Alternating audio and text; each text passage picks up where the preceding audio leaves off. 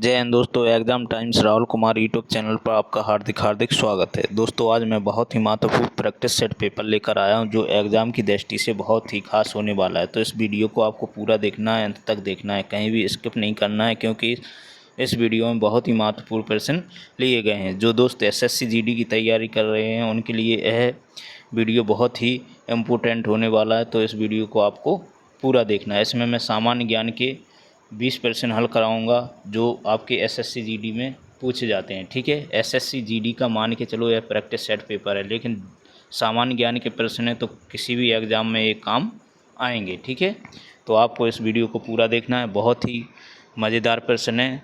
तो आइए चलते हैं हम उन प्रश्नों की तरफ। तो देखिए पहला प्रश्न क्या है दोस्तों। देखिए पहला प्रश्न, देखिए बड़े ध्यान से पढ़ना है, बहुत ही इम्पोर्टेंट प्रश्न है दोस्तों। ठीक है, अगर यह वीडियो आपको पसंद आए तो लाइक शेयर कमेंट करें, यूट्यूब चैनल को सब्सक्राइब जरूर कर लें। तो आइए चलते हैं, आप भी हमारे साथ लगाइए, आपके कितने सही निकलते हैं। ठीक है, SSC GD की परीक्षा होगी आपकी जनवरी फरवरी में। ठीक है, जो आपको बताया गया नोटिस में सभी को पता होगा। तो 4 महीने आप अच्छे से पढ़ाई करिएगा। ठीक है, चलिए 2015 में निम्नलिखित में से कौन बैडमिंटन रैंकिंग में शीर्ष स्थान पहुंचने वाली पहली भारतीय महिला खिलाड़ी है। ठीक है, तो 2015 का प्रश्न है, करंट की कुछ कह नहीं सकते, कहाँ से पूछ ले। ठीक है, तो इसका राइट आंसर हो जाएगा दोस्तों, ऑप्शन नंबर हो जाएगा इसका बी, साइना नेहवाल। ठीक है, option number B right answer. चलिए अगला प्रश्न है दोस्तों, लोकतंत्र के संदर्भ में निम्नलिखित अवधारणाओं में से एक सही है जिसे लोकतंत्र में सफलतापूर्वक समाप्त कर दिया गया है। ठीक है, तो इसका राइट आंसर हो जाएगा आपका ऑप्शन नंबर बी, राजनीतिक असमानता का विचार। ठीक है, ऑप्शन नंबर बी इसका राइट हो जाएगा। चलिए अगला प्रश्न है, पारंपरिक त्यौहार पावलकूट भारत के किस राज्य से संबंधित है। ठीक है, तो इसका राइट आंसर हो जाएगा आपका ऑप्शन नंबर ए, मिजोरम। ठीक है, चलिए अगला प्रश्न है, निम्नलिखित में से किस खिलाड़ी ने ओलंपिक खेलों में सर्वाधिक पदक जीते हैं। ठीक है, तो इसका राइट आंसर हो जाएगा option number A, Michael Phelps. ठीक है, Michael Phelps, option number A right answer. ठीक है, बहुत ही अच्छे प्रश्न है दोस्तों। चलिए अगला प्रश्न है, जनवरी 2019 तक सार्क के महासचिव कौन है। 2019 का क्वेश्चन है, तो 2019 तक का इन्होंने पूछा है, तो उसका राइट आंसर हो जाएगा आपका ऑप्शन नंबर आपका हो जाएगा डी, अमजद हुसैन बी सियाल। लेकिन प्रेजेंट में कौन महासचिव हैं। ठीक है, अब प्रेजेंट की बात करेंगे हम, तो प्रेजेंट में देखिए सार्क के महासचिव। ठीक है, इसके महासचिव कौन हैं, तो इसके महासचिव हो जाएंगे मोहम्मद गुलाम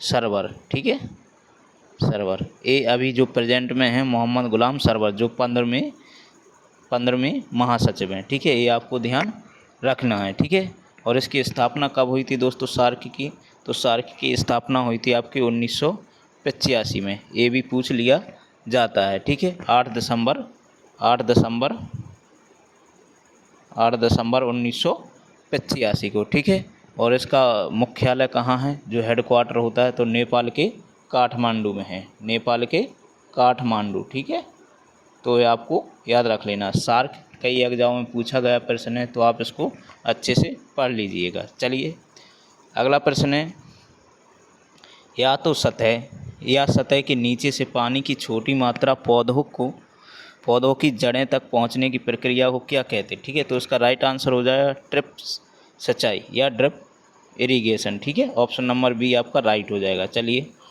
अगला प्रश्न है, देखिए साइंस के भी प्रश्न हैं। जो दोस्त NTPC की तैयारी करना चाहते हैं तो उनके लिए भी यह वीडियो बहुत ही खास होने वाला है। ठीक है, तो वो भी इस वीडियो को देख सकते हैं। गति का कौन सा नियम कहता है कि जब एक पदार्थ दूसरे पदार्थ पर जोर लगाता है तो दूसरी पदार्थ तुरंत पहले पर वापस बल लगाता है। ठीक है, वापस बल लगाता है। तो उसका राइट आंसर हो जाएगा ऑप्शन नंबर डी, न्यूटन का गति का तीसरा नियम है। ठीक है, कौन सा नियम है, तीसरा नियम। चलिए अगला प्रश्न है, समाज के गरीब वर्ग में बाजार मूल्य से कम मूल्य पर खाद्यान्न वितरित करने के लिए बफर स्टॉक बनाया जाता है। ठीक है, उस दाम को क्या कहते हैं। ठीक है, तो इसका राइट आंसर हो जाएगा ऑप्शन नंबर बी, जारी मूल्य। ठीक है, चलिए अगला प्रश्न देखते हैं, जल्दी जल्दी कवर कराएंगे ताकि वीडियो लंबा हो। निम्नलिखित में से कौन सा नेपाल की सबसे लंबी नदी है? ठीक है, तो इसका राइट आंसर हो जाएगा ऑप्शन नंबर डी, कर्णाली नदी। ठीक है, चलिए अगला प्रश्न है, निम्नलिखित में से कौन सा धानी प्राणी मार्सुपियल का उदाहरण है? ठीक है, तो इसका राइट आंसर हो जाएगा आपका kangaroo, option number C right answer. ठीक है, चलिए अगला प्रश्न है, किस संगठन को 3 बार नोबेल शांति पुरस्कार दिया गया था? तो उसका राइट आंसर हो जाएगा option number A red France की अंतर्राष्ट्रीय समिति ICRC। ठीक है, चलिए अगला प्रश्न है आपका, रिपब्लिक पुस्तक के लेखक कौन है? तो उसका राइट आंसर हो जाएगा ऑप्शन नंबर ए प्लेटो। चलिए अगला प्रश्न है, भारत द्वारा सरकार की संसदीय प्रणाली किस राष्ट्र के संविधान के आधार पर बनाई गई थी? तो उसका राइट आंसर हो जाएगा option number C United Kingdom. ठीक है, राइट आंसर।